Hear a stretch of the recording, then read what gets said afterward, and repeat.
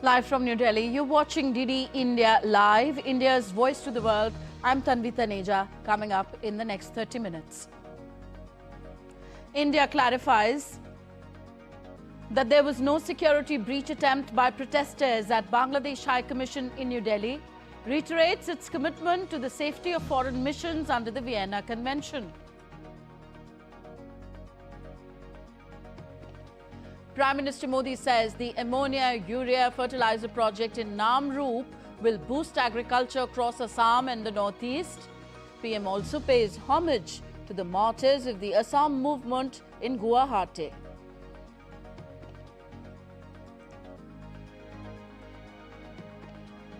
US intelligence indicates Putin's war aims in Ukraine are unchanged as Washington plans to meet Russian representatives in Miami this weekend to continue talks. And 9 killed in an early morning shooting in South Africa's Johannesburg. Manhunt for attackers launched by police.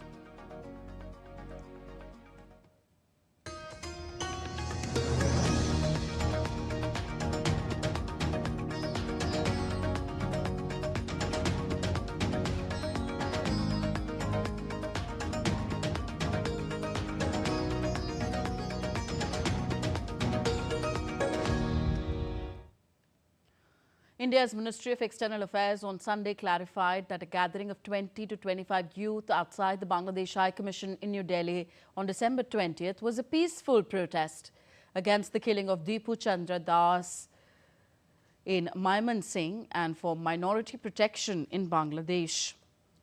MEA spokesperson Randeep Jaiswal stated that there was no breach of security or attempt to create disturbance. Police dispersed the group shortly. Visual evidence is publicly available, he said. India reiterated its commitment to the safety of foreign missions under the Vienna Convention while expressing strong concerns to Dhaka over minority attacks and urging justice for perpetrators.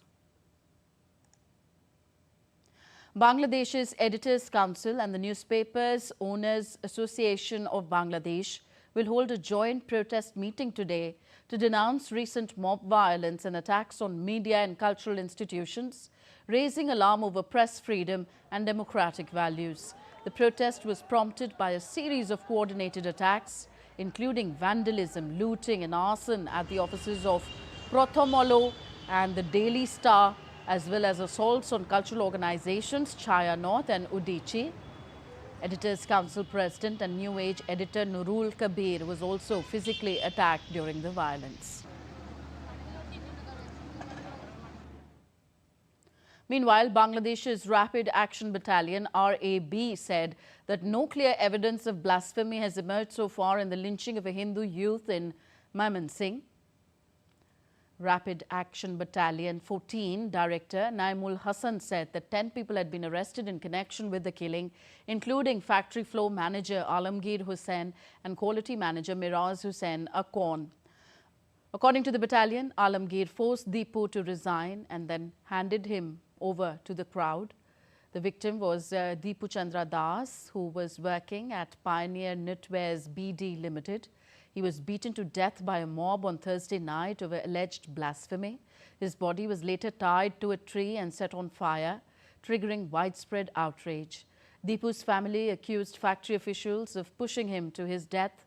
A murder case was filed by Deepu's brother against unidentified suspects. Rapid Action Battalion said that it would continue a parallel investigation alongside police into this brutal lynching. In neighbouring Pakistan, former Prime Minister Imran Khan urged supporters to launch nationwide protests, announcing his intention to challenge the verdict against him in the Islamabad High Court after he and his wife Bushra Bibi were sentenced to 17 years in prison in the Tosha Khana 2 corruption case. A special court convicted the couple for undervaluing and retaining a luxury jewellery set worth over 71 million Pakistani rupees gifted by the Saudi Crown Prince in 2021. A day after a deadly stabbing spree at Taipei metro station left at least 3 dead, police have confirmed that the attack was planned. Police said the suspect had been surveying the area in the days leading up to the incident, visiting the metro station 3 days prior and a nearby commercial facility shortly before the attack. The suspect later died after jumping from the 6th floor of a building. He was already on a wanted list for failing to respond to a military draft notice. Police continue to investigate the motive, treating the assault as a premeditated crime. Australia's Prime Minister Anthony Albanese said on Sunday that he has ordered a review into the police and intelligence services after 2 gunmen shot and killed 15 people at a Jewish festival on Bondi Beach. Albanese said his government will examine whether police and spy services have the power, structures and sharing arrangements to keep Australians safe.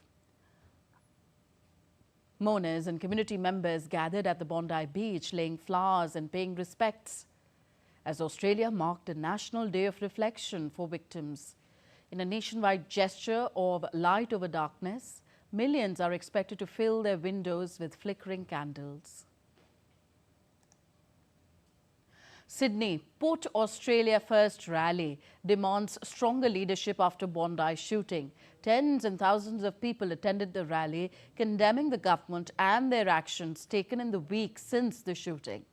Listen in. I want to thank you for turning up. I really do. Good on you. Good on you for standing up. Yes. We're not scared.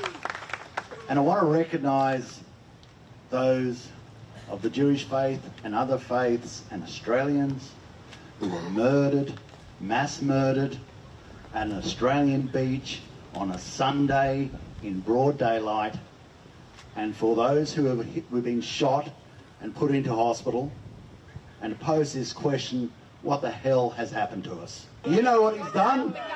He's banned farmers and recreational shooters out in the country having firearms. And he thinks we're not onto him. Total distraction, because you are weak, Mr. Albanese. You are weak. You are a weak person. We are done. Yes. Yeah. We are done changing our names. We are done running. We are done hiding. Come back. We're with you. Yes. We will keep on shining and keep on celebrating life as we do. U.S. intelligence reports warn that Russian President Vladimir Putin has not given up his goal of capturing all of Ukraine despite ongoing peace talks. The findings sharply contrast with claims by U.S. President Donald Trump that Moscow wants to end the war. While U.S. negotiators claim progress on a peace framework and security guarantees for Ukraine, major disagreements over territory remain unresolved. European leaders largely shared U.S. intelligence concerns, warning that Putin could pose a long-term threat to regional security. Meanwhile, doubts persist over whether Moscow would accept proposed security guarantees involving European forces and U.S. support. Meanwhile, Russian President Vladimir Putin's top foreign policy aide said that he is confident that recent changes made by European nations and Ukraine to the U.S. peace proposals have not improved the prospects for ending the war in Ukraine. On to Africa now. In South Africa's Johannesburg, some unknown gunmen killed 10 people, killed 9 people and wounded 10 others in a shooting at a township in Beckersdale. The motive for the shooting is still unknown. As per the initial statement by local police, some victims were randomly shot in the streets by unknown gunmen. The wounded were taken to hospital and are undergoing treatment. Police said the shooting was at a site that was illegally selling alcohol. This is the second mass shooting in South Africa this month. On December 6th, some gunmen stormed a hostel near the capital, Pretoria, killing a dozen people, including a 3-year-old child. On to West Asia now. Israel's Security Cabinet on Sunday has approved the establishment of 19 new settlements in the occupied West Bank. The decision brings the total number of settlements approved over the past 3 years to 69. According to Finance Minister's office, the proposal by Finance Minister B. Smotrich and Defense Minister Israel Katz to declare and formalize 19 new settlements in Judea and Samaria has been approved by the Cabinet. On the ground, we are blocking the establishment of a Palestine. We will continue to develop, build and settle the land of our ancestral heritage with faith in the justice of our path, Smotrich said in the statement.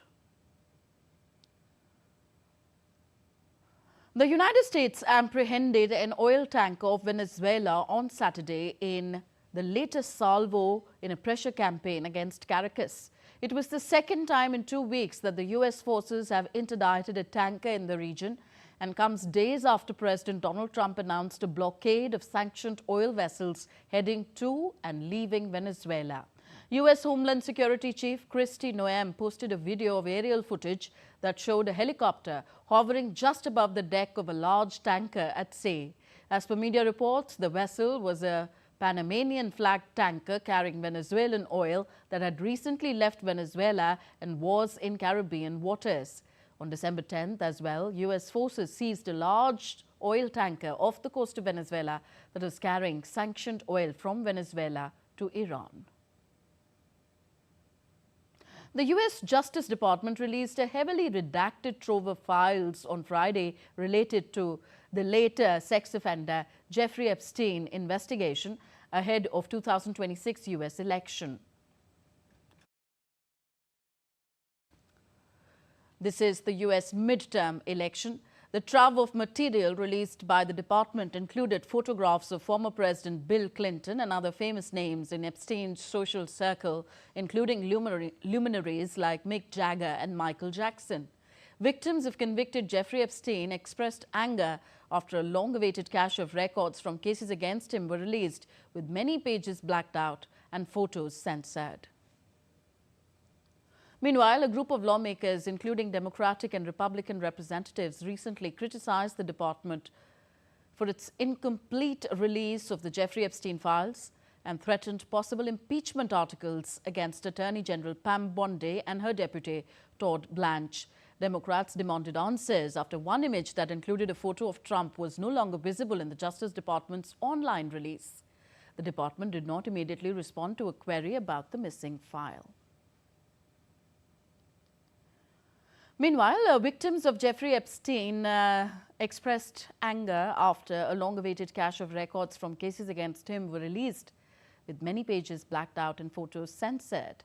One Epstein survivor, Jess Michael, said that she spent hours combing the documents to find her victim's statement and communication from when she had called an FBI tip line. Visitors to Manhattan's Washington Square Park voiced a mix of frustration and apathy along the released documents. You know what? I sort of glanced at it. I'm sort of over it. I understand people need to be held accountable, but it's. I mean, what are we going to do with all this information? There are thousands and thousands of pictures I'm sure they're going to have to go through. But what are we going to do with the information? What are we going to do with it? Obviously, some of the famous people we knew have been pictured with Epstein. We already know of their relationship, so that hasn't really changed anything. But it hasn't answered the length of what has been going on behind the scenes. Well, I think it's pretty obvious to me that the delay had everything to do with Trump's Justice Department to redact anything and everything that would tell the truth about Trump and the files. So I think I'm not surprised. Every hour, every day, every week of a delay was to make sure that nothing in there would be known public about Donald Trump. You're watching DD India Live, still to come on the show. Winter grips North India. Delhi sees its first cold wave day, while Uttar Pradesh remains under red alert. And Kylian Mbappe matches Ronaldo's club record for goals in a calendar year. In Madrid, 2-0 win in La Liga.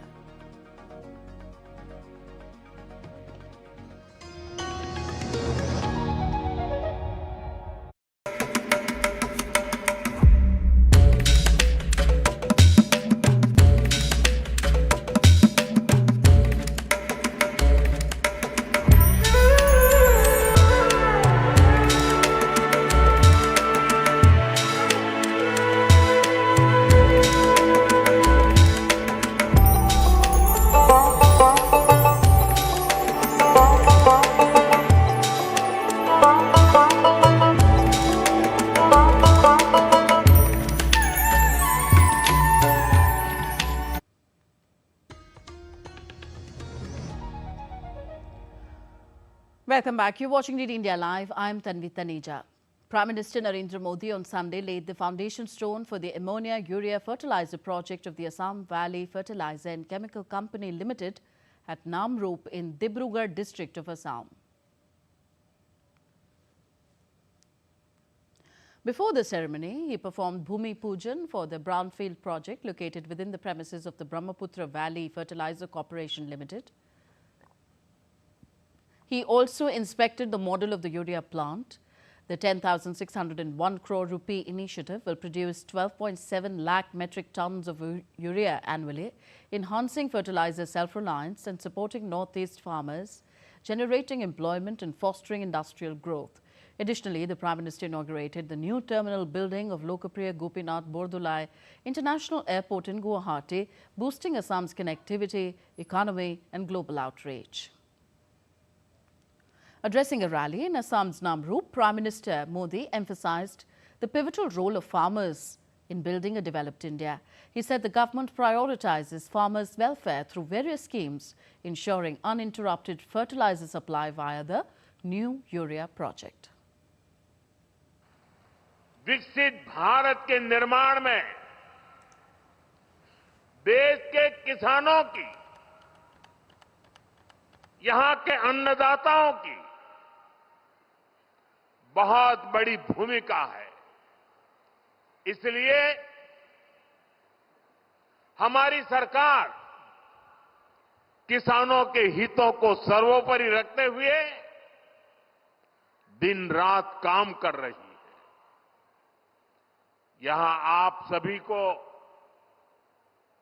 किसान हितैषी योजनाओं का लाभ दिया जा रहा है। कृषि कल्याण की योजनाओं के बीच ये भी जरूरी है कि हमारे किसानों को खाद की निरंतर सप्लाई मिलती रहे। आने वाले समय में ये यूरिया कारखाना ये सुनिश्चित करेगा। इस फर्टिलाइजर प्रोजेक्ट पर करीब 11,000 करोड़ रुपए खर्च किए जाएंगे। यहां हर साल 12 लाख मैट्रिक टन से ज्यादा खाद बनेगी। जब उत्पादन यही होगा तो सप्लाई तेज होगी। Earlier, Prime Minister Modi paid tribute to the martyrs of the Assam agitation and anti-foreigners movement at Swahid Samarak Kshetra in Guwahati, Assam. The recently inaugurated memorial features an eternal flame honoring the 860 martyrs of the 6-year movement that concluded in 1985. Accompanied by Chief Minister Himanta Biswa Sarma, he visited the Martyrs Gallery and garlanded the statue of Khadgeshwar Talukdar, the first martyr of the movement. India's Environment Minister Bhupendra Yadav spoke on the ongoing Aravalli issue and said how the government stands by it, promoting ecology and sustainable development. He also said that the matter is sub judice in the Supreme Court and the final verdict has not yet been pronounced by the apex court. The minister was clarifying to the media on the sidelines of the NTCA and Project Elephant meetings in the Sundarbans in the eastern Indian state of West Bengal on Sunday.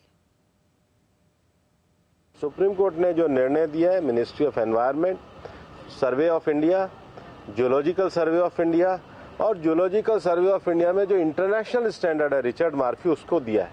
उसके बाद भी मामला supreme court में है। हम पूरी तरीके से सहयोग करने के लिए तैयार हैं।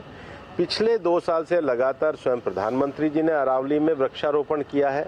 ये सरकार पिछले 1 साल से 2 साल से ग्रीन अरावली का मूवमेंट चला रही है।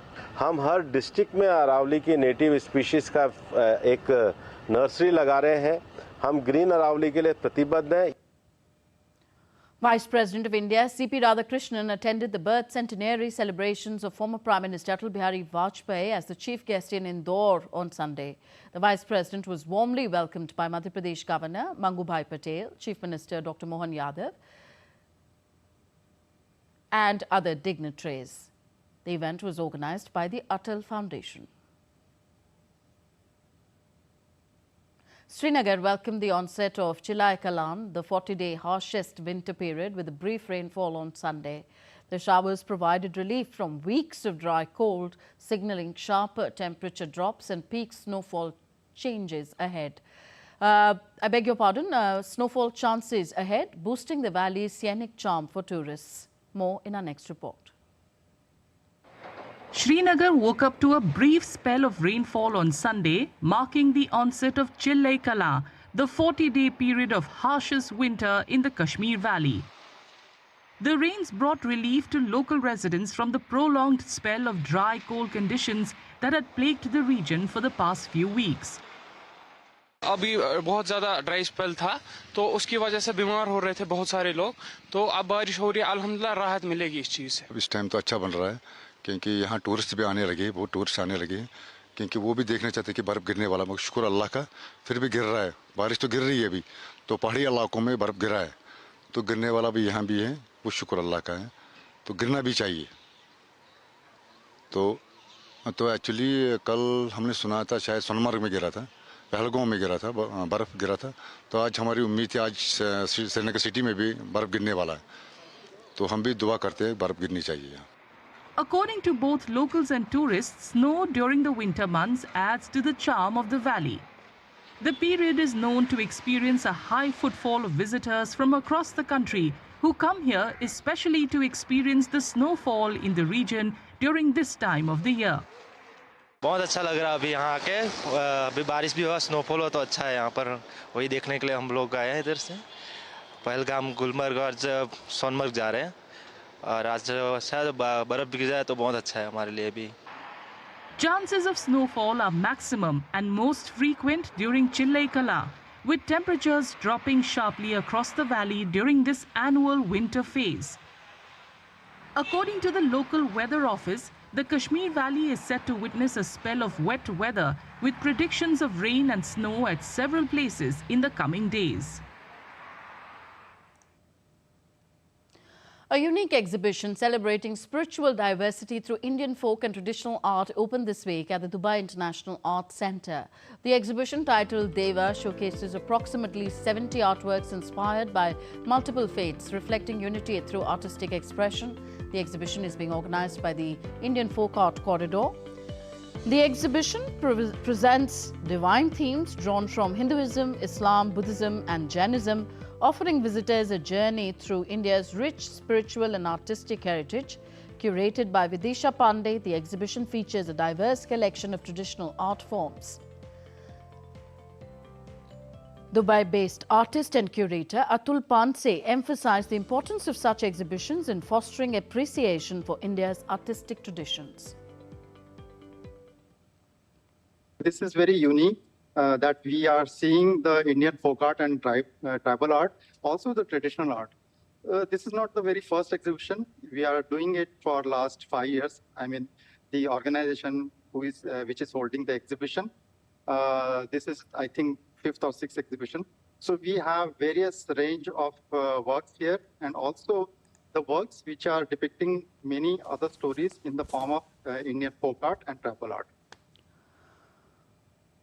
On to sports news now. Star Kylian Mbappe matched Cristiano Ronaldo's club record for goals in a calendar year, and Jude Bellingham also scored as Real Madrid beat Sevilla 2-0 in La Liga.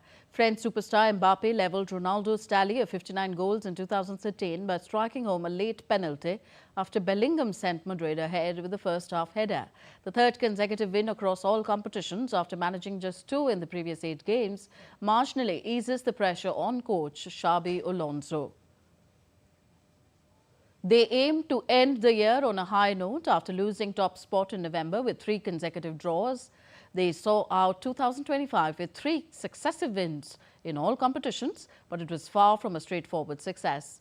Real are second in the La Liga standings on 42 points, 1 behind Barcelona, who are away to third-placed Villarreal on Sunday.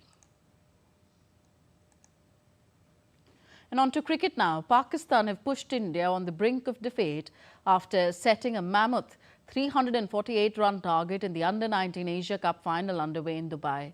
India have lost 7 wickets as of now, with a little over 100 runs on the board, leaving themselves a mountain to climb.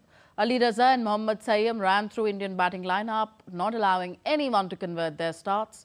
Vaibhav Suryavanshi was the only notable scorer for 26 runs, while the rest of the batters only managed single-digit scores. Earlier, Pakistan opener Sameer Minhas smashed 172 runs, creating history by slamming the highest ever individual score in an Under-19 Asia Cup final. Pakistan's Ahmed Hussain also made a 50, stitching a 137-run stand with Minhas to help Pakistan put 347 runs on board.